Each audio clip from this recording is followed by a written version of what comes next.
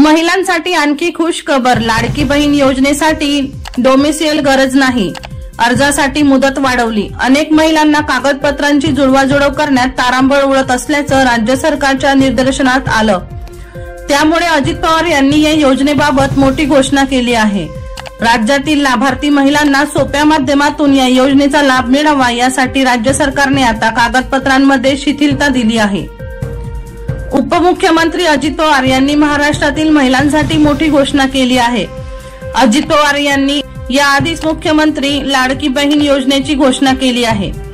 या योजनेसाठी लाभार्थी महिलांना पात्र ठरण्यासाठी काही कागदपत्रांची आवश्यकता आहे। ही कागदपत्रे बनवण्यासाठी महिलांची राज्यातील तहसील कार्यालयाबाहेर मोठी गर्दी होत असल्याचं बघायला मिळत आहे।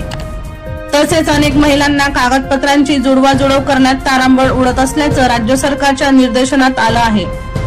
त्यामुळे अजित पवार यांनी या योजनेबाबत मोठी घोषणा केली आहे। राज्यातील लाभार्थी महिलांना सोप्या माध्यमातून या योजनेचा लाभ मिळावा यासाठी राज्य सरकारने आता कागदपत्रांमध्ये शिथिलता दिली आहे। तसेच या योजनेसाठी अर्ज करण्यासाठी 15 जुलै ही शेवटची तारीख होती, पण ही शेवटची तारीख 31 ऑगस्ट केली आहे। त्यामुळे महिलांना या योजनेसाठी 31 ऑगस्ट पर्यंत अर्ज करता येणार आहे। अजित पवार नेमकं काय म्हणाले? लाडकी बहीण योजनेतून राज्यातील महिलांना 1 जुलै 2024 पासून दर महिन्याला 1500 रुपये आर्थिक लाभ देण्यात येणार आहे। या योजनेच्या पात्रतेत अधिवास प्रमाणपत्र आवश्यक असल्याची अट होती। आता लाभार्थी महिलांकडे अधिवास प्रमाणपत्र उपलब्ध नसेल तर त्याऐवजी 15 वर्षापूर्वीचं रेशन कार्ड किंवा मतदार ओळखपत्र किंवा शाळा सोडल्याचं प्रमाणपत्र किंवा जन्म दाखला यापैकी कोणतंही एक प्रमाणपत्र ग्राह्य धरता येईल।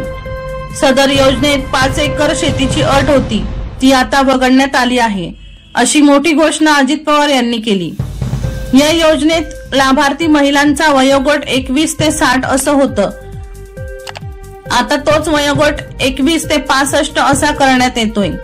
परराज्यात जन्म झालेल्या महिलांनी महाराष्ट्रात अधिवास असणाऱ्या पुरुषांबरोबर विवाह केला असेल तर अशा बाबतीत त्यांच्या पतीचा जन्म दाखला किंवा शाळा सोडल्याचं प्रमाणपत्र हे अधिवास प्रमाणपत्र म्हणून ग्राह्य धरण्यात येईल।